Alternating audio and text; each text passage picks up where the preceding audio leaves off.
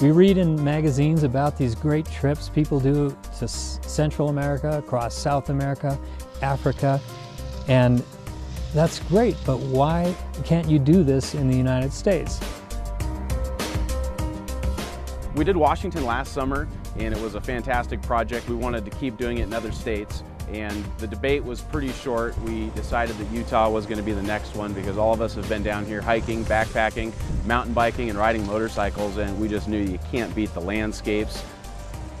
One minute it's sand, and the next minute it's mud, and the next minute it's rock, and the next minute it's back to gravel and sand and more mud. It's like it's constantly throwing little challenges at you, and that's the fun bit of riding in Utah and riding off-road in Utah. The purpose of the route is to see beautiful sights and get away from hotels and stuff and camp, wake up in the desert.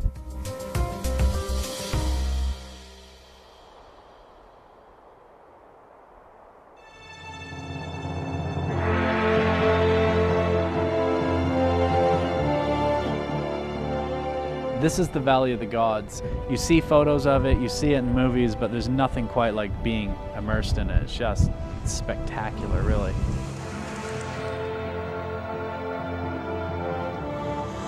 Only one of numerous breathtaking landscapes during the group's 9-day trip across the state of Utah.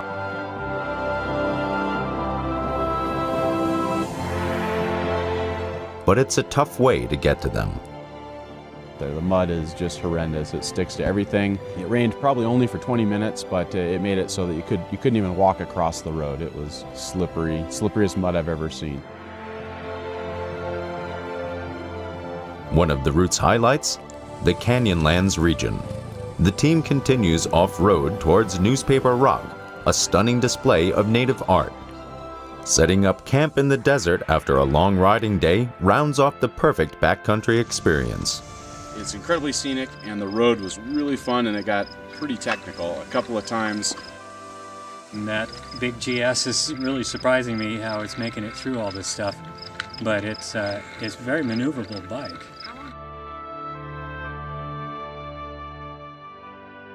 The days pass quickly. Soon it's time to say goodbye to Utah's Wild West. But the memories will stay forever. I loved Utah. I absolutely loved Utah.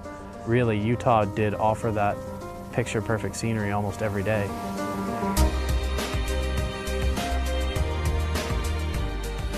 Utah is so expansive, it's so large, it's so magnificent that you want to see as much as you can, and the UT-BDR really just scratches the surface. It's just our interpretation of the way you should take south to north with as much dirt and gravel as possible. There's only one way to see something is you have to go there. And sometimes it's a non-paved road.